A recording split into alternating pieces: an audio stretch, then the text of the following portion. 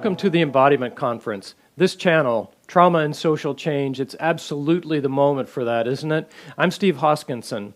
I'm the founder of Organic Intelligence. I've been teaching in this area of trauma, embodiment, and social change for about 25 years. It's an honor, really, for us to be sponsoring this channel where we're going to hear a multiplicity of voice, all unique contributors to our collective understanding of how to move from trauma and support then social change. Our unique voice in organic intelligence has something to do with a koan that I'd like to present to you, which is trauma means unintegrated resource. And that's a koan, and if you'd like and are feeling intrigued about that riddle, then tune in to the post-trauma system development course that we're offering here. The coupon code that'll get you half off on that is ENJOY. Now, enjoy this next presentation, and we'll look forward to another meaningful time as we explore these topics, trauma and social change. Enjoy. And now I have the fine opportunity here to introduce. This session is called Restorative States for Peace, Contentment, and Connection. It is involving and presented by Alan Fogel, PhD, LMT. He is a Rosen Method Bodywork practitioner and senior teacher at the foundation and the founding editor of the Rosen Method International Journal. He's a Professor of Psychology Emeritus at the University of Utah here in the States, and did research on the development of emotion and communication, specifically during infancy, for 35 years. He has a Rosen Method Bodywork private practice based in Salt Lake City, Utah, and does consulting sessions via Zoom or Skype, and gives lectures and workshops internationally on the Rosen Method Bodywork. He has published books entitled Body Sense, The Science and Practice of Embodied Self-Awareness, Change Processes and Relationships, Developing Through Relationships, The Origins of Communication, Culture, and Self. Alan, welcome to the conference. Thank you. Thank you, Stephen. And thank you, Julie, for organizing this Trauma and Social Change channel. I'm really delighted to be here. I'm feeling a little bit of pressure, I guess, because in such a short time to communicate what I'd really love to communicate to you would take, I would say, not so much intellectual work, but more experiential work. But primarily what we're going to be doing today, or what I'm going to be doing today, is giving you some basic conceptual framework for understanding what I call embodied self-awareness.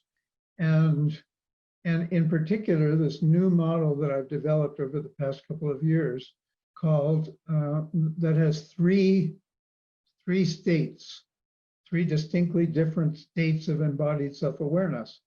And my goal for you is to be able, at the end of this presentation, to at least identify in yourself what those three states might feel like. That's the main goal. So I'm going to put some slides up on the screen. And Alan, before you get started, one other thing I wanted to make sure I mention is that if you have questions, which I'm sure you would love, there is a Q&A chat box that you can put your questions in. I'm going to monitor them. And then, Alan, you're going to let me know when you would like to hear those questions, and I will share them with you. But I think that was one of the last bits of housekeeping before you can take over and please begin. Yes, thank you. So let me go to screen share and get this up here. Okay, can you see that, Stephen? Yes, we can see it. We certainly can. So the main state of these three states that I want to really focus on is what I call the restorative embodied self-awareness. And I'll get into that in more detail later. But I believe it's one of the places where a lot of work on embodiment doesn't quite get to. Not all embodiment work. Some embodiment work will get you to this place, But being embodied doesn't necessarily mean that it's restorative in the sense that I want to share with you. So that's what I want you to pay attention to and listen for. My website is here, but Luann is going to put it in the chat box, so you can copy it and go to it. And the reason I put it here is for you can learn something about me and what I do and what Rosen Method is. But mostly at the bottom of the home page of this website, there's links to 3 articles, journal articles that I've written just in the past year that go into great detail about these 3 different states with a lot of background and detail and some research evidence. So if you want to study more about it, that's where you'll find some links to the full text of those articles. And Stephen referred to my book, The Body Sense, which is also translated into German and available in ebook and paperback format. But I want to also tell you about this new book that I'm working on now called Restorative Embodiment and Resilience, which is basically the theme of our lecture today. And if all goes well, if I can get the writing done, then hopefully it's going to be out about a year from now. So the first question is, what is embodied self-awareness? And then the second question is, what are the 3 states of embodied self-awareness? So embodied self-awareness has 2 basic components: how we think about ourselves and how we feel into ourselves, the feelings that come from our own body. And I'll go into more detail about each of these things right now. So felt experience, which is another word for feeling, actually, in my perspective, has 4 components: interoception, proprioception, autonomic feelings, and emotions. Now, sometimes people use the word feeling to refer to emotion. I use it more generally to refer to all of these 4 things. And as you'll find out in some of my writings, the reason that I divide our inner world, our inner felt world, into these 4 different categories is that there's actually 4 different but interlocking brain networks, brain and body neural networks that contribute to each of these senses and how they form and how we become aware of them. So I'm not going to go into detail about the neuroscience, but you'll find more in my writings. So interoceptive feelings, that's like, you know, I've got a pain in my shoulder, or I feel hot or cold, or calm or anxious, or itchy, or nauseous, or dizzy, or hungry, or thirsty. So they're all, it's kind of, it's hard to put I guess it's hard to really describe what interoception is, except by comparing it to these other senses. So the other senses tell you what interoception is not. So proprioception, for example, is all about the body in movement. So there's going to be many presentations at this conference about movement, yoga, dance movement, all kinds of things. And those practices rely a lot on this proprioceptive sense, balance, equilibrium, coordination, but it also includes interpersonal boundaries. And I don't just mean, you know, how close or far I am from someone else, but how psychologically close or far I am from someone else can also be part of proprioception. And I guess I should say the interesting thing about each of these felt senses or felt experiences is that there's networks of nerves that go through our entire body, nerves that come off the spinal cord that have receptors in almost every muscle, in all the different tissues in our body. Autonomic feelings have receptors in the basic, in the heart, in digestion, in our breathing. Autonomic feelings are what I would call our feelings of aliveness. They give us that information of our heart beating or whether our breathing is constrained or free. And this is a big one, stress relaxation. So the autonomic nervous system, which again, I'm not going to talk about in detail, is become kind of fundamental, I think, in so many approaches to embodiment now, and also to psychology. The autonomic nervous system is really basically, it has two basic branches, the sympathetic, which has to do with arousal and also stress and trauma, and the parasympathetic, which has to do with rest and relaxation. And of course, you probably are already beginning to get the idea that the restorative state that I feel is so important has a lot to do with this parasympathetic branch of the autonomic nervous system and this relaxation state. And emotional feelings, there are many, many emotions. This is just a barely minimal list, you know, happy, sad, etc. But the thing that's cool or interesting about emotional feelings is that emotions are like, they're evaluations of all the other felt experiences. So let's take hot and cold. Hot, emotions are basically, does it feel good or does it feel bad? Do I want to get more of it or less of it? Do I want to approach it or avoid it? That's what emotion is. It's tone or evaluation.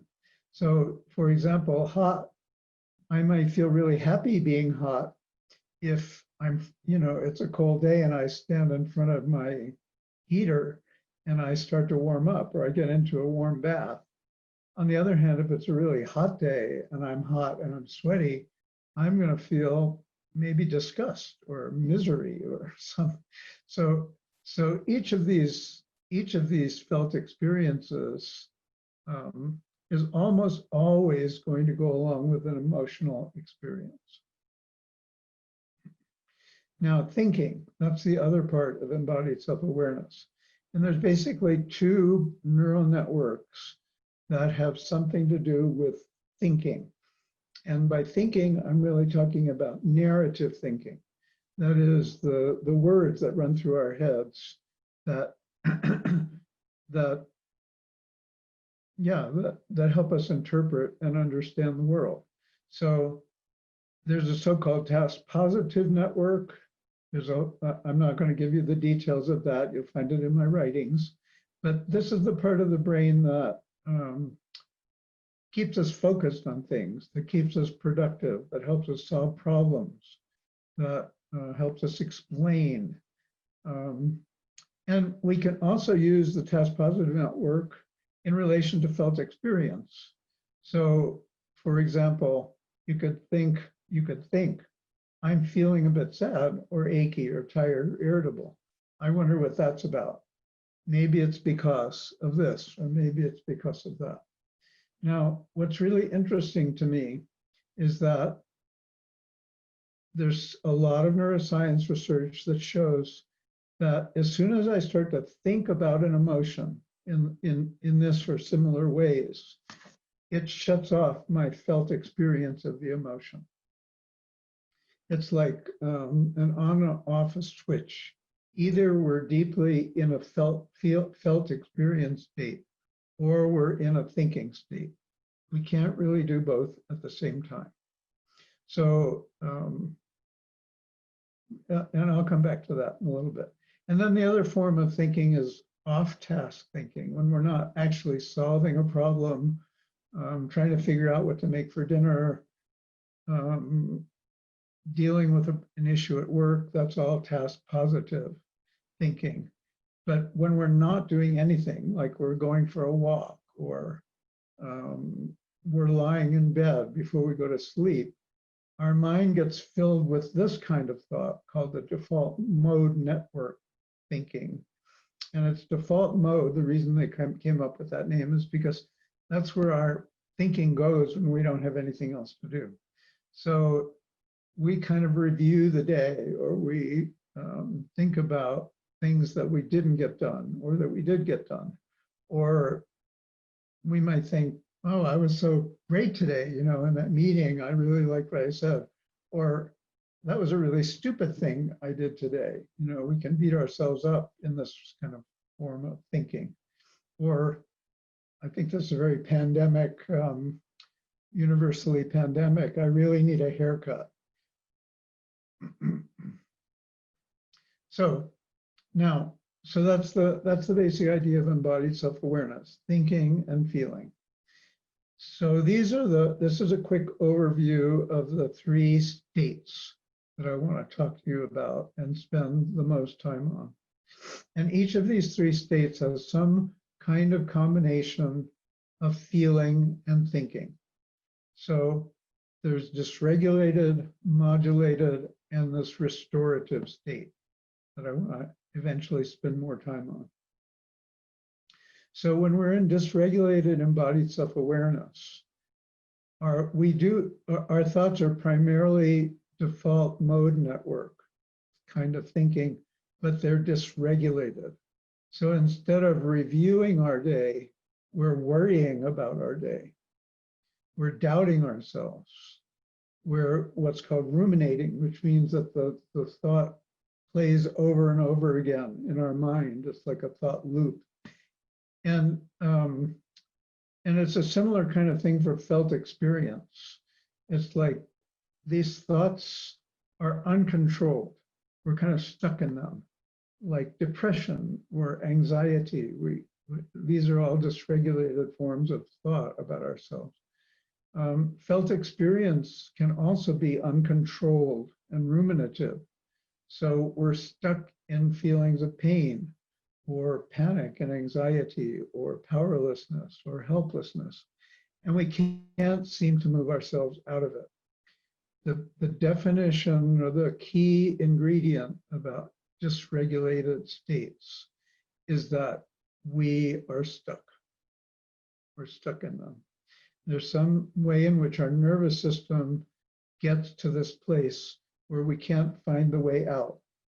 It's like we're hitting up against the wall, so to speak, and we keep coming back, bouncing back into the negative thinking and the painful feelings. Now, if we have an opportunity to say to ourselves, using our TPN, our task positive network, oh, I'm really caught up in worrying, or gosh, that pain has come back, and it hasn't been there for a while. So we can start to think about the fact that we are dysregulated. And as soon as we do that, as soon as we begin to think in a way that's relatively productive, and by that I mean we can just, it's as simple as naming and identifying, oh, I'm dysregulated now. We're shifting into what I call a more modulated state, where we can name, identify, think about, explain our feelings.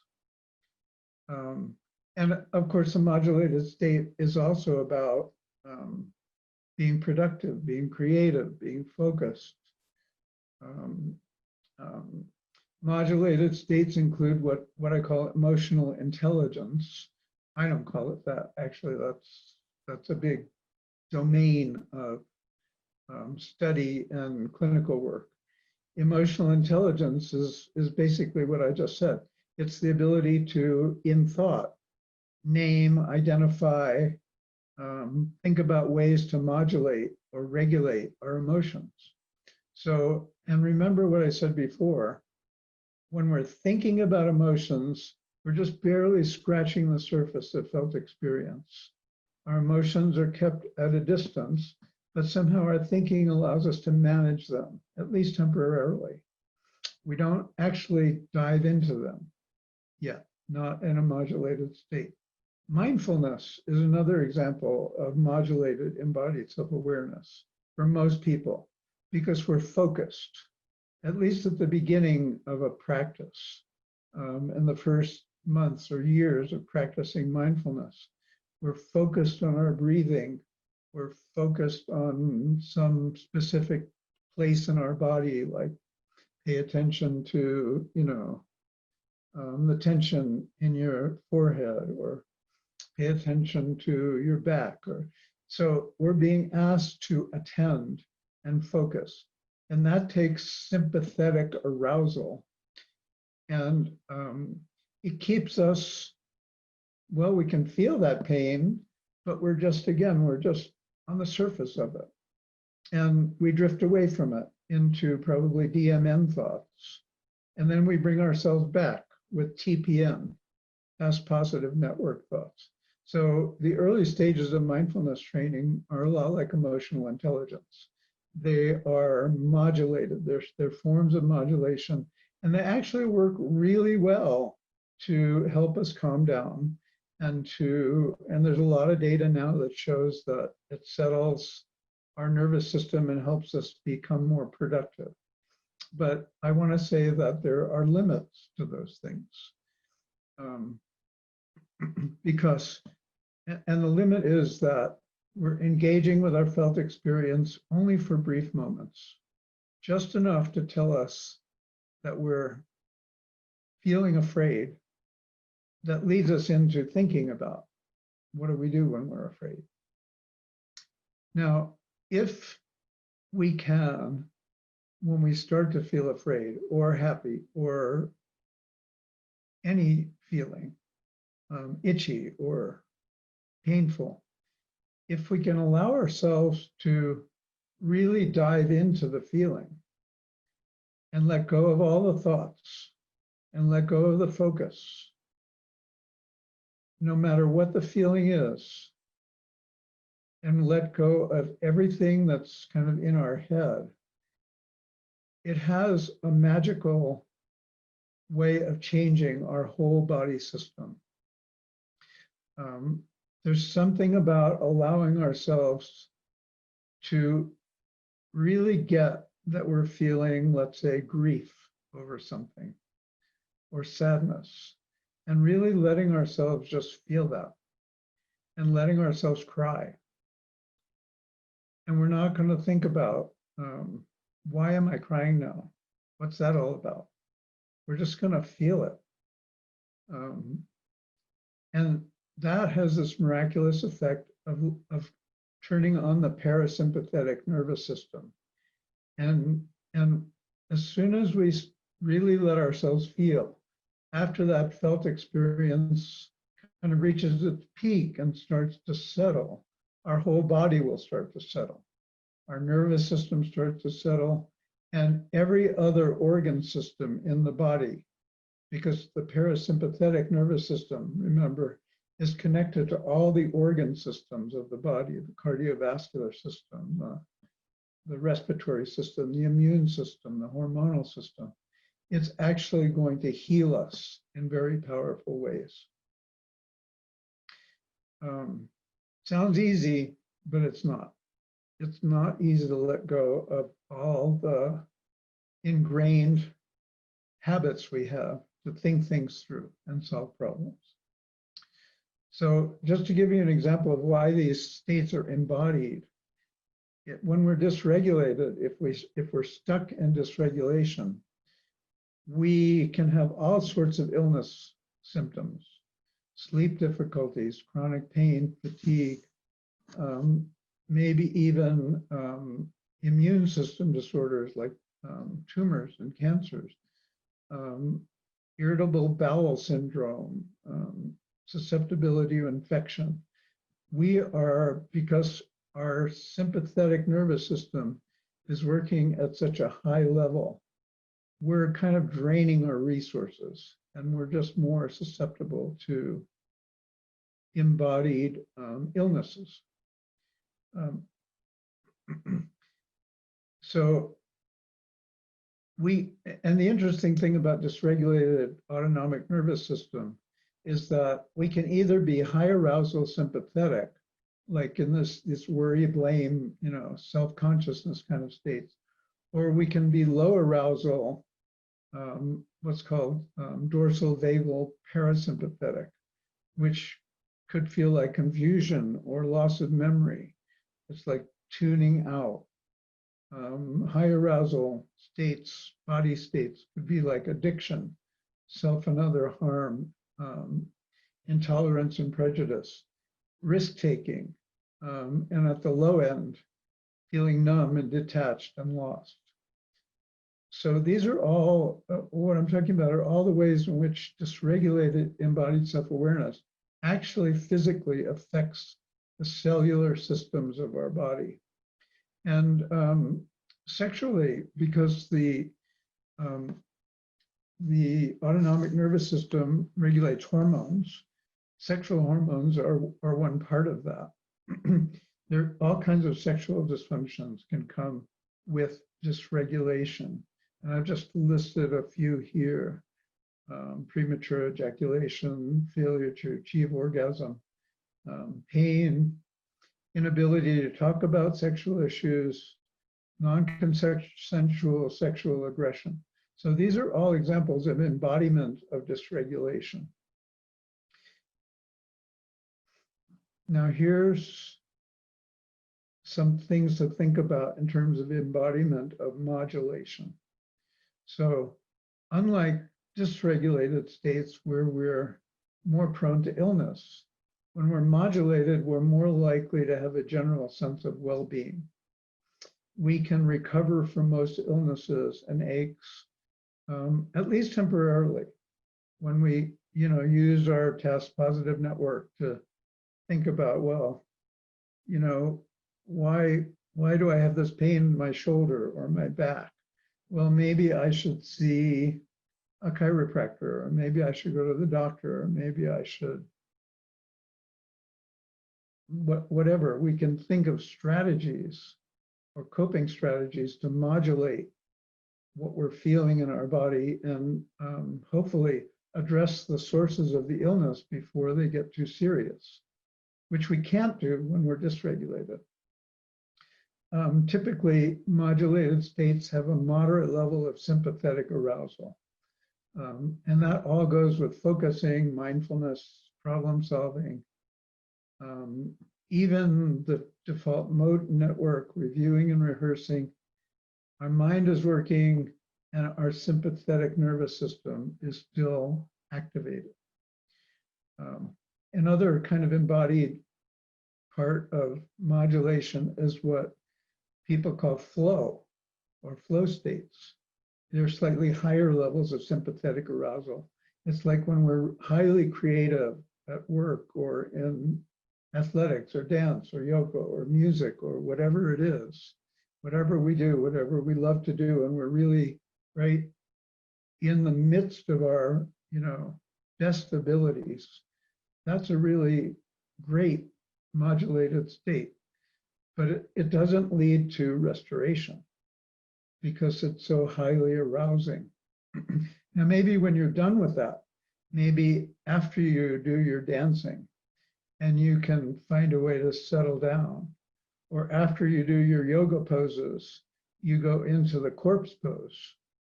Maybe you can find some sense of restoration there, but maybe not. Maybe your default mode network is not going to let you go.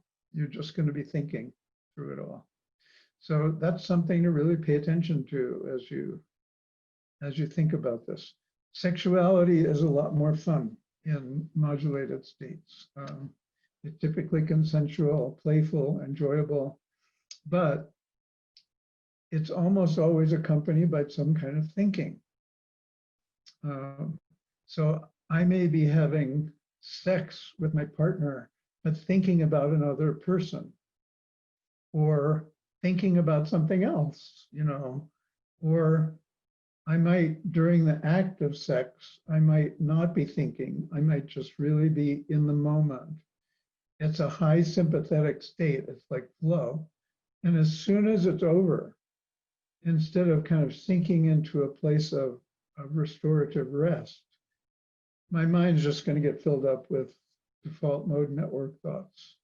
Where was I? What was I doing? What do I have to get back to? So that's modulation. And finally, restoration.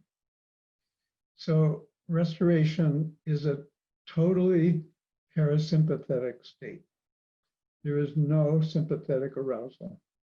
And it goes along with all of these wonderful things: rest, peace, gratitude, acceptance, relaxation.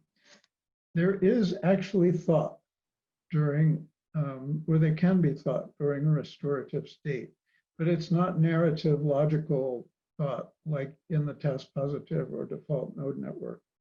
It's like visual images or sounds or poetry or words that amplify the felt experience.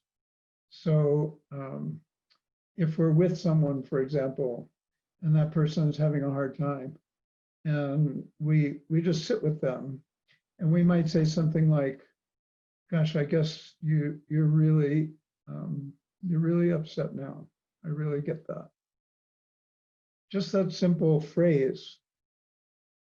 It's words, but somehow it can resonate in the other person's body, and they'll start to cry. Like, wow, somebody really gets me. Although they don't think that. It's just the feeling that I'm being held, that I'm being touched, that I'm being listened to. That's what words or images can do in restorative states. And as I said before, in the opposite way that the sympathetic arousal can cause illness, a parasympathetic state actually promotes healing and health in all of these different body systems. It is restorative not only in the sense of coming to rest, but it's restorative in the sense of whole body health and healing. And there's a lot of research about this now, and you can read more about that in my writings. Sexuality is completely unself-conscious, honest. It can be intense and it can be affectionate, it can be fast or slow, but it's almost always followed by a deep state of contentment or a sense of oneness and peace and love and awe. So notice how different that is from modulated sexuality. It's really a totally different state. So I told you I was a Rosen Method therapist, and there have been a number of interview studies of people who've had Rosen Method, multiple sessions of Rosen Method. And Rosen Method actually does have a kind of end goal of restoration. The goal is to breathe more deeply, to find a way to get to a place where we can really let go and drop into our feelings. And it doesn't do that by exercises or focusing, but really bringing us back over and over again to our felt experience. So here's what a couple of people said about their experience. I've learned to discern and think I've learned to discern what I think I feel and what I can really feel. I didn't even know that I could actually feel myself until now. I only knew that I could think. Now I can feel myself, feel love for myself. I know that I'm present, that I exist in a visceral way. It gives me the safety to breathe more fully, more deeply. And the sensations are in color now, so to speak, as if they had been in black and white before. That's a great description of a restorative state, at least to me. And this person says, a different person, this work has really helped me feel things viscerally and integrate things so they're not just this concept like, oh, of course I know that. No, to actually feel, to experience it in your whole body, then the world is different and it doesn't ever go back. You're changed forever. And I really love that statement because it fits with my experience of restorative states. in the way that they can be fundamentally healing. They change us at a cellular level, at a psychological level, at a hormonal level, so many different ways. So I'm going to stop here and let you ask some questions and have Stephen kind of field those questions for me. Yes. Are you ready, Alan? I'm ready. All right, you got several here. So one of the first ones is from Richmond, who asks, do the 3 states of embodied self-awareness correlate with the 3 states of the polyvagal theory? Only loosely. I mean, I think the polyvagal theory is everywhere now, and it's used in so many different things. But I would say that it doesn't map exactly onto the polyvagal theory. For example, the modulated state, which is primarily a sympathetic state, but sympathetic arousal can also be in a dysregulated state. Similarly, the parasympathetic, there's a little bit of parasympathetic in a modulated state, and almost entirely parasympathetic in, and by that I mean the ventral vagal parasympathetic in restorative states. So you have to do a little bit of sorting through the different approaches to understand what I'm talking about. Thank you. Would you like some more questions? Okay, so next one comes from Jeannie. How can you assist a client in moving from dysregulated embodied self-awareness to modulated embodied self-awareness? Thanks. The way that I work with that as a Rosen practitioner is to just simply help people become aware that they're dysregulated. When we're stuck in dysregulation, typically we don't know that. We're in pain, we're suffering. All we want to do is get rid of it. We turn to substances, we turn to addictions, we turn to doing crazy things, we turn to self-harming.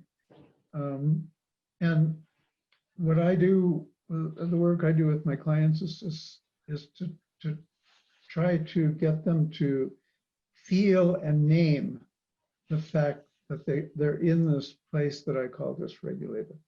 So did you notice that your breathing practically stopped just then? Did you notice that you started talking a lot faster? And it was like just a stream of talking, and there was no break for you to breathe or to feel. So I might just say simple observations like that. And the thing that we all have to remember is that the changes between these different states and moving out of dysregulation, we're changing the nervous system. And it takes a long time to change the nervous system because we're talking about growing new connections between the different networks and allowing this more felt experience network to arise. And when real feelings start to come up for people, it can be terrifying, literally, to feel how afraid I am. Or it can be terrifying to feel the grief or loss I feel because of some trauma that happened to me.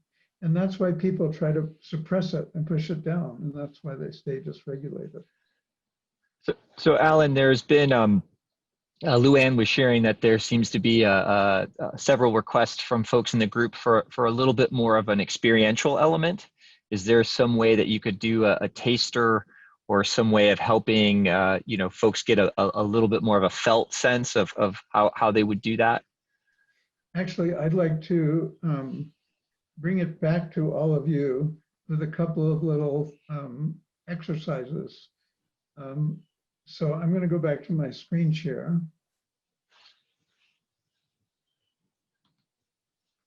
And I want you to, each of you, and then I'm going to ask a few of you to respond. what are some of the places or activity or people that really feel restorative to you? And the second part of that is, how can you discern if these activities are really restorative, or are they modulated or dysregulated? So take a minute to reflect on that, and I'd love to hear what you have to say about that. So what works for you? What gets you to a restorative place if you can get there? Some people, honestly, and I think it's important to be honest with ourselves, sometimes we can't get there. And I'm going to come to that in a minute, but if you've ever been there, what does it feel like? And how did you get there? And how do you know that you're there?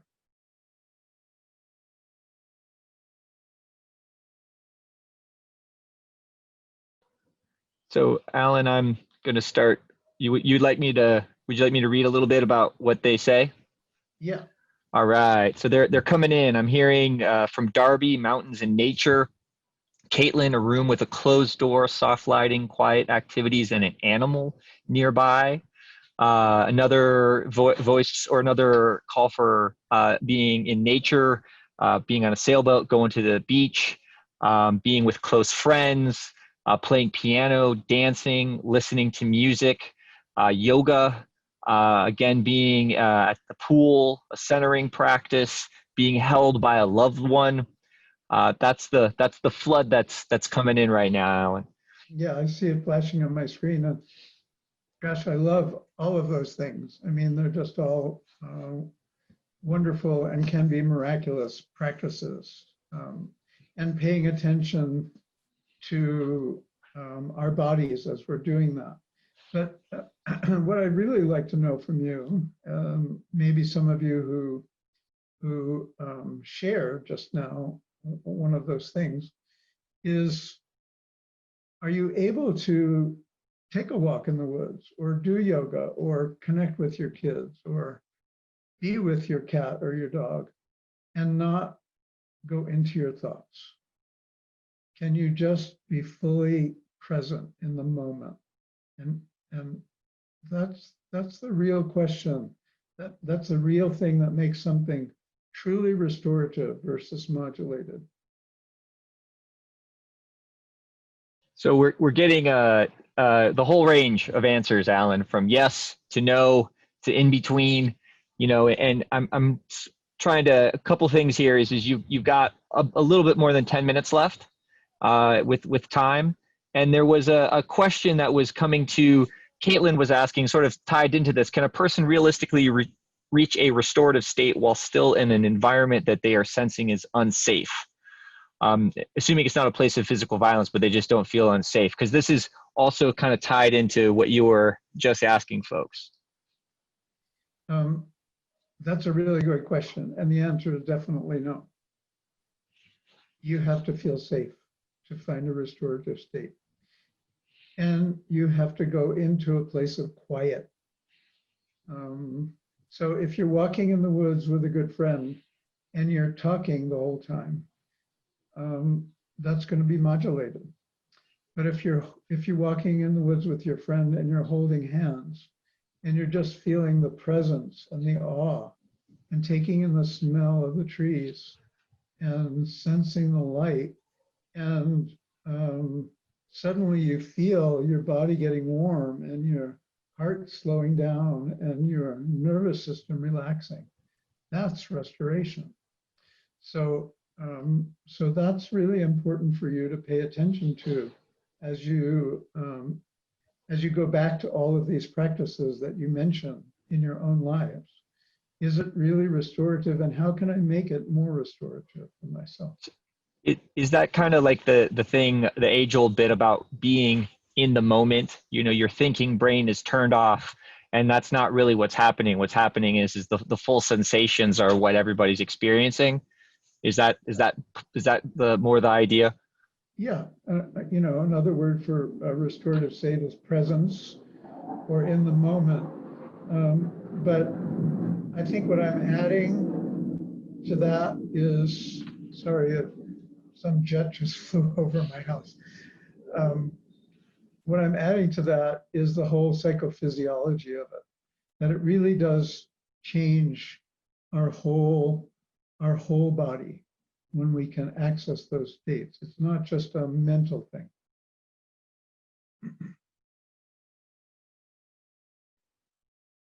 Thanks, Alan. So we've got a little bit more like 9 minutes or so left. Okay, So one question to ask. Can we do that? yeah.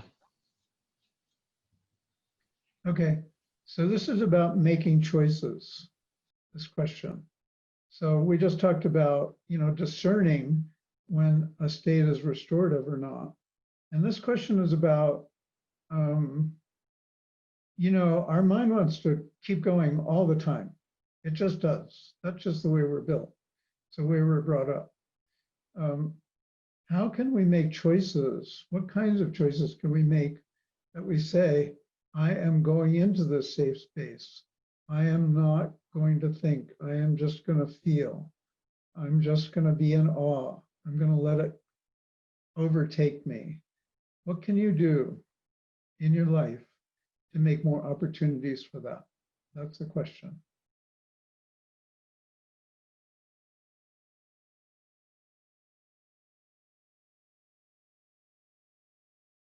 All right. Would you like to hear some of the answers, Alan? Uh-huh. All right. So remove distractions like your mobile phone. Know that I won't be interrupted. Put up reminders. Those are some of the ones that have been shared so far. Music is another one that just got shared. And develop a rhythm for everyday life. Putting things in airplane mode. Knitting or gardening. Stop more often and slow down. There was another one here. Couple more that are showing up here. Giving myself permission not to be productive. Get outside and take a personal day. Mindful movement and meditation. Allowing the body, follow the body using spontaneous and voluntary movements like with TRE, cooking, rest. Yeah, those are all great. And I guess, just in the final minutes here, I want to say that, putting away distractions, making a space for yourself to really go into restoration. It's not a guarantee that you're going to get there. Like, there might be things that are really troubling you, that are real, that are going to seep into your thoughts. And the best thing you can do with that is just to accept that. It's just to say, I can't do it right now. There's too much going on in my life. I'll come back to it later or tomorrow. But it's the commitment that we make to knowing when we're not in a restorative place and knowing that we really want to find that place for ourselves. So there's something about making a commitment to ourselves. And there's something about discerning the difference between really being in that place of total presence and as opposed to thinking while we're there. So anybody have any final comments before we end Well, here? we've always got questions. You have about five minutes left with your time. So I'm not sure if you wanted to take another question or if you wanted to. Okay, so there's a couple here that are, and you're also getting a fair amount of thanks that are coming in.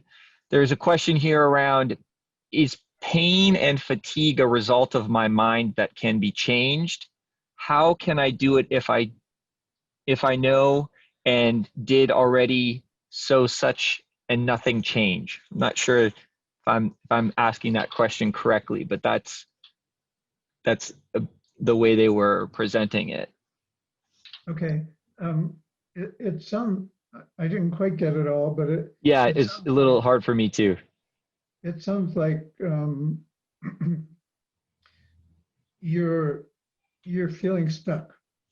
You're feeling dysregulated and you can't get yourself out of there. And the things that you've tried haven't worked for you. So Yes, that sounds about right.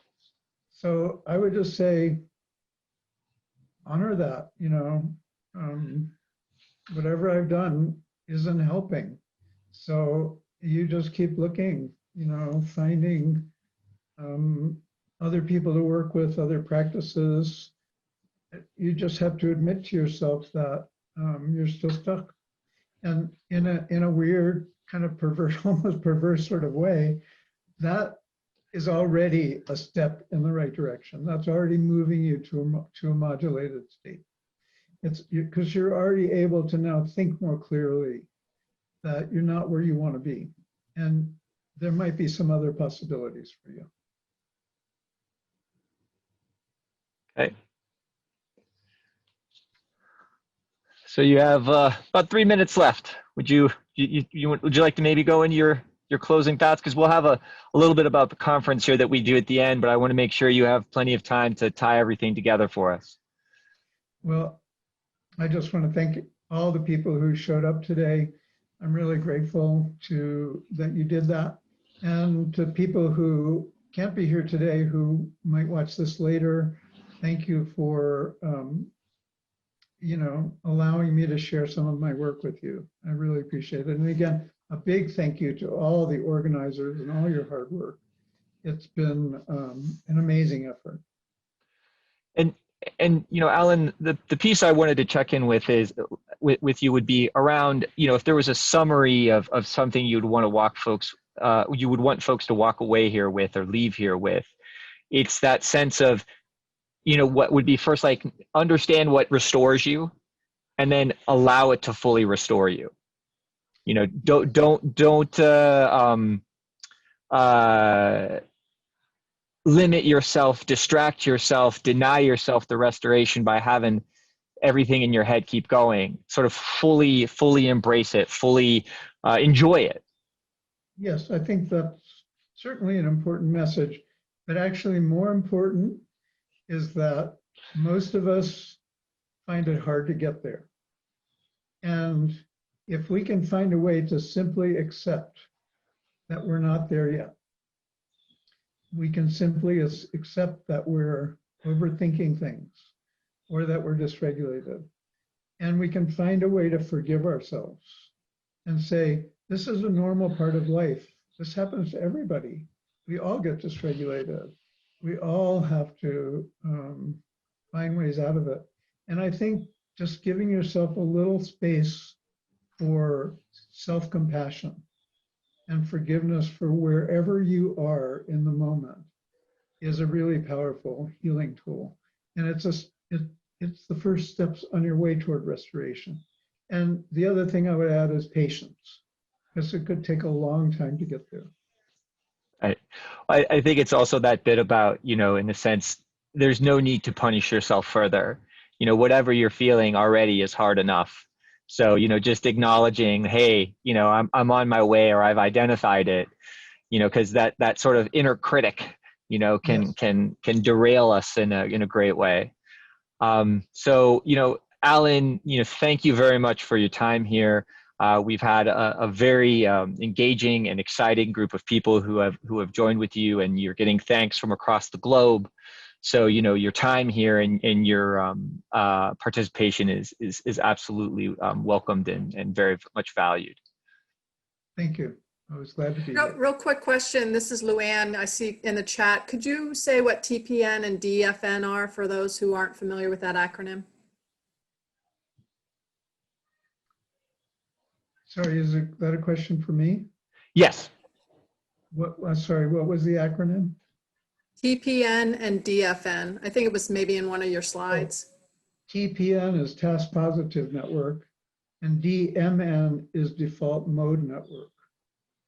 And they're two networks that support our thought processes. Right. Two networks, neural networks. Well, and Alan, this takes me naturally into where I was going to go right now, which is that for folks who, that was in one of Alan's earlier slides, And for us, this is all live, so it's as we're experiencing it now. For those of you who would be interested in actually being able to view this on your own time, whenever you like, there's the opportunity to go and invest and own this library for yourself.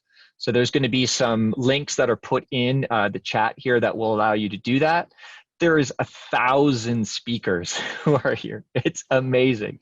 I know Mark Walsh personally. He and I started out in Aikido together, and I'm absolutely in awe of what has been done with Julie and everyone else to pull this together.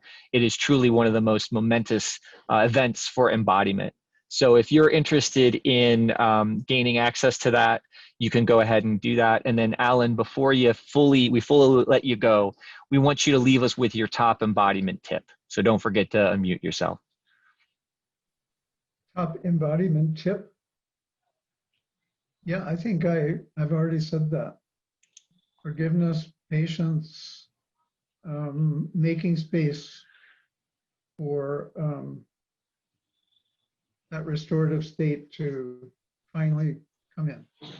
Wonderful. So thank you. So if you haven't gone and joined us on Facebook, please join us on Facebook, participate, share.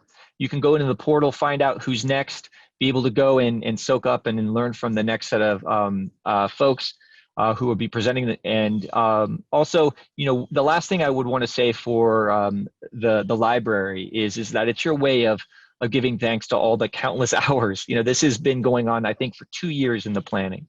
So there's a lot there. So thank you all again for joining us. Thank you, Alan, for your time. And that concludes our session today with Alan Fogel. Thank you all.